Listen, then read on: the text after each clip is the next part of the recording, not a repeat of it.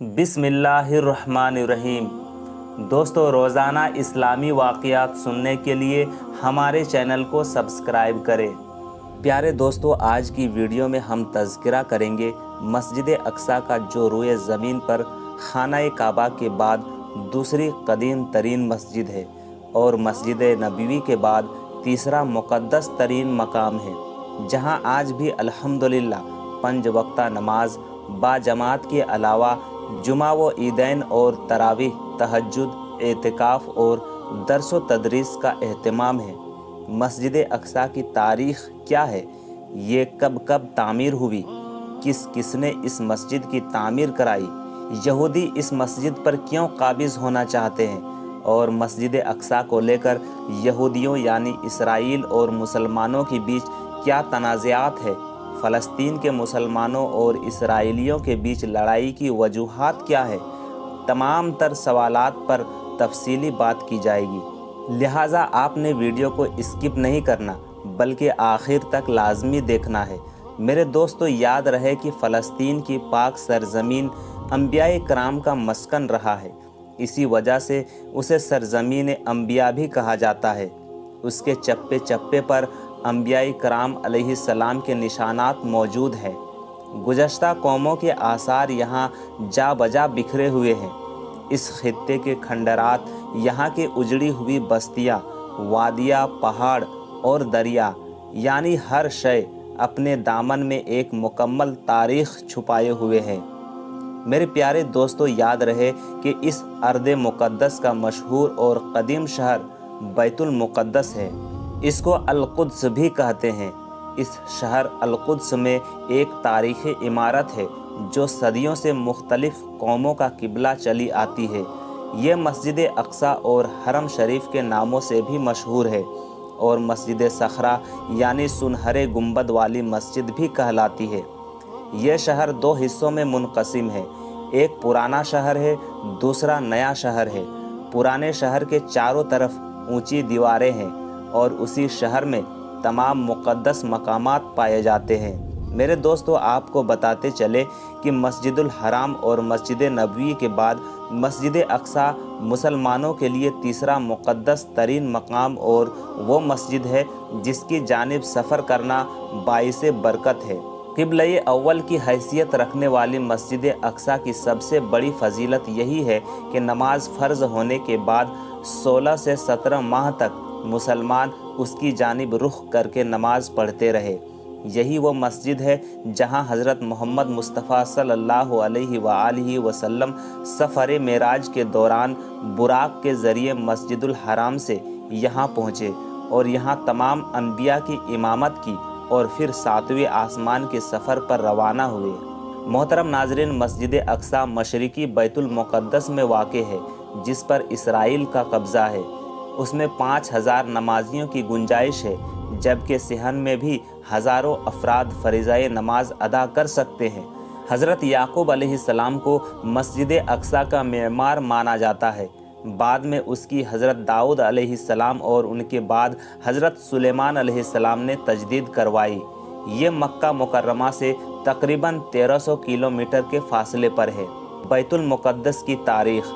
दोस्तों, बैतुल मुक़द्दस को यूरोपी ज़बानों में यरूशलेम कहते हैं, जिसका मतलब है वो मुबारक घर जहां गुनाहों से पाक हुआ जाता है। यरूशलेम या अल-कुद्स शहर मुसलमानों, यहूदियों और ईसाइयों तीनों के नज़दीक बहुत मुक़द्दस मकाम है।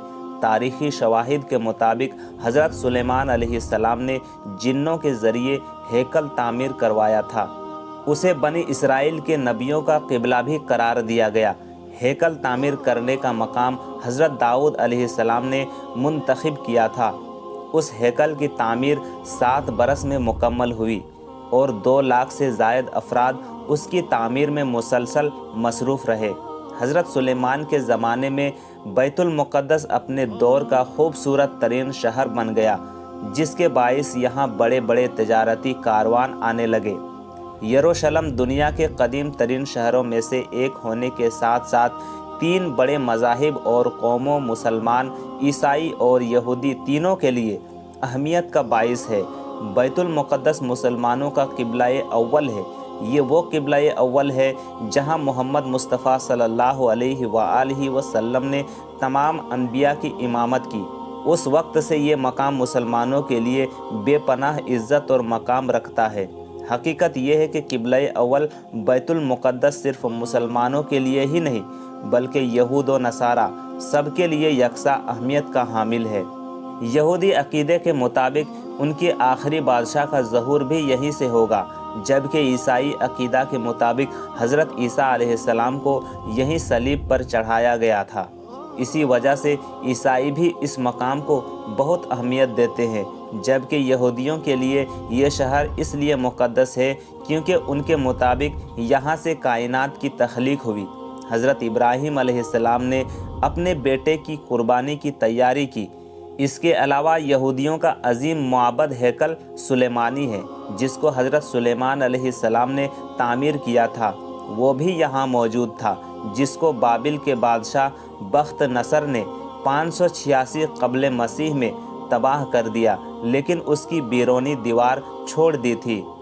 سلطان صلاح الدین ایوبی نے عیسائیوں سے قبلہ اول کو آزاد کروانے کے لیے تقریباً 16 جنگیں لڑے اور 583 ہجری میں بیت المقدس فتح کر کے مسجد اقصیٰ کو اندر سے عیسائیوں کے تمام تر نشانات اور تعمیرات سے پاک کیا اور محراب اور مسجد کی از سر نو تعمیر کروائی۔ 595 ہجری میں ایوبی خاندان نے پہلی بار مسجد کو عرق گلاب سے غسل دیا۔ 634 ہجری میں ملک عیسیٰ اور 686 ہجری میں ملک المنصور سیف الدین نے مسجد کی وسعت میں اضافہ کیا، جبکہ 865 ہجری میں ناظر الحرمین الامیر عبدالعزیز العراقی کے دور میں بھی اس مسجد کی تزئین و آرائش کی گئی۔ گنبد صخرہ کی تعمیر۔ جب حضرت عمر فاروق رضی اللہ عنہ کے زمانے میں بیت المقدس فتح ہوا تو حضرت عمر رضی اللہ عنہ نے صخرہ اور براق باندھنے کے مقام کے قریب مسجد کی تعمیر کا حکم دیا۔ مسجد صخرہ کی تعمیر کئی مراحل سے گزری۔ 74 ہجری میں خلیفہ عبد الملک بن مروان نے مسجد کی تعمیر شروع کروائی اور 86 ہجری میں ان کے بیٹے خلیفہ ولید بن عبد الملک نے اسے مکمل کروایا۔ اس مسجد کی تعمیر میں خرچ ہونے والا سرمایہ مصر کے 7 سال کے اخراجات کے برابر تھا۔ جب تعمیر مکمل ہوئی تو مسجد کی تعمیر کے لیے مختص رقم میں سے 1 لاکھ دینار باقی بچ گئے۔ خلیفہ نے یہ رقم دونوں نگرانوں کو بطور انعام دینا چاہی تو انہوں نے انکار کر دیا کہ ہم تو چاہتے ہیں کہ اپنی بیویوں کے زیور بیچ کر اس مسجد پر لگا دیں۔ چنانچہ خلیفہ نے سونے کے دینار ڈھلوا کر مسجد کے دروازوں پر سونے کے چادریں چڑھا دی۔ 130 ہجری میں آنے والے زلزلے کے باعث جب اسے بہت نقصان پہنچا تو خلیفہ جعفر نے یہ چادریں اتروا کر سکوں میں ڈھلوائے اور انہیں لوگوں میں تقسیم کر دیا۔ 163 ہجری میں خلیفہ مہدی بن جعفر نے مسجد کی حدود کی چوڑائی کم کر کے اس کے طول میں اضافہ کروا دیا۔ 426 ہجری میں اس مسجد کو زلزلے سے نقصان پہنچا تو خلیفہ نے مرمت کے دوران جو گنبد بنوایا وہ آج تک موجود ہے۔ خلیفہ نے مسجد کے شمال کی جانب 7 دروازے تعمیر کروائے۔ 492 ہجری میں ہونے والی صلیبی جنگ کے بعد جب عیسائیوں نے بیت المقدس پر قبضہ کیا تو انہوں نے مسجد صخرہ کی تعمیر میں بہت رد و بدل کی۔ انہوں نے رہائش کے لیے مسجد میں کمرے بنائے اور اس کا نام معبد سلیمان رکھ دیا۔ اس کے علاوہ بھی اس دور میں دیگر تعمیرات کی گئی جو بطور جائے ضرورت اور اناج کے اسٹوریج کے لیے استعمال ہوتی تھی۔ عیسائیوں نے مسجد کے اندر اور اس سے مہلک ایک گرجا گھر بھی تعمیر کر دیا۔ اس دور میں عیسائی گنبد صخرہ کے ٹکڑے توڑ کر اپنے علاقوں میں لے جاتے تھے اور سونے کے عوض انہیں فروخت کر کے مال کماتے تھے۔ پیارے دوستو، آپ کو بتاتے چلے کہ مسجد اقصیٰ کے نام کا اطلاق پورے حرم قدسی پر ہوتا تھا جس میں گنبد صخرہ بھی شامل ہے۔ گنبد صخرہ کو مسجد اقصیٰ کے صحن کے وسط اور قدس شہر کے جنوب مشرقی جانب بنایا گیا ہے۔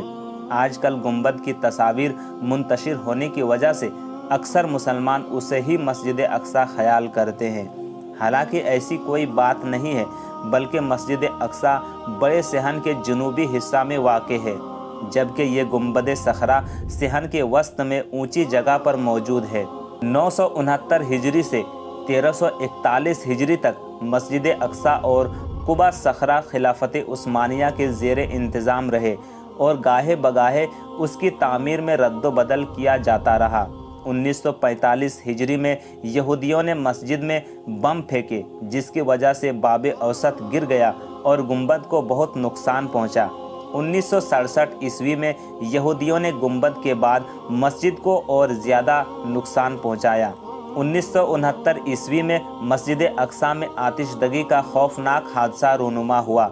उस मौके पर यहूदियों ने मस्जिद का मिंबर टुकड़े टुकड़े कर दिया। मेरे अजीज़ दोस्तों, यहूदियों के मुताबिक एक वक्त ऐसा आएगा जब पूरी दुनिया में सिर्फ यहूदियत का बोलबाला होगा और इसराइल उसका मरकज़ होगा। इसलिए यहूदी लोग हैकल सुलेमानी की तामीर और तोसी करना चाहते हैं। इसी बिना पर यहूदियों की ये साजिश है कि वह अपनी सल्तनत को वसी से वसी तर करे, जिसके बिना पर वो फ़लस्तीन पर तो काबिज़ है ही, उसके साथ साथ वो शाम, मिस्र, उर्दून पर भी निगाहें रखे हुए हैं। उसी साजिश को मद्देनज़र रखते हुए इसराइल ने अमेरिका के साथ मिलकर अरब के साहिली पट्टी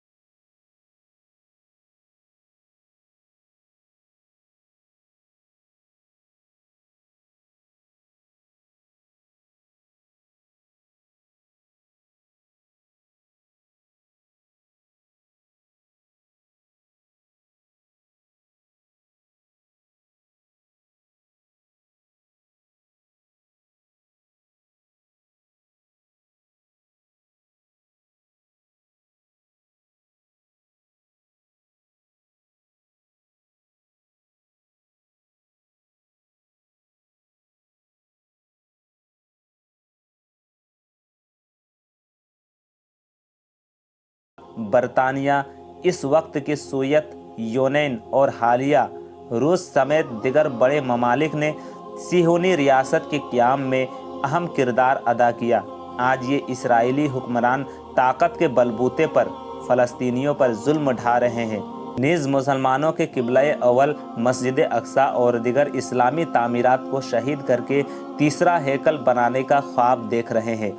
अगर अभी भी उम्मत मुस्लिमा ख्वाब गफलत से ना जागी और मुसलमान बदसतूर बाहमी इख्तिलाफात का शिकार रहे, तो इंतहा पसंद इसराइली हुक्मरान अपने मकसद में कामयाब हो सकते हैं। मेरे मोहतरम अजीज़ दोस्तों, अफसोस सद अफसोस कि इस मुक़द्दस और पाक सरज़मीन पर नापाक यहूदी काबिज़ होकर मुसलमानों पर बदतरीन मज़ालिम ढा रहे हैं। मुसलमानों को उसके तक़द्दुस समझना और बैतुल मुक़द्दस की बाज़ियाबी के लिए हर मुमकिन कोशिश करनी चाहिए। बिलाशुबा ये एक दीनी व मजहबी फ़रीज़ा है। हम आज भी अपने उस मौक़िफ़ का इआदा करते हैं कि हम अपने फ़लस्तीनी भाइयों के साथ हैं।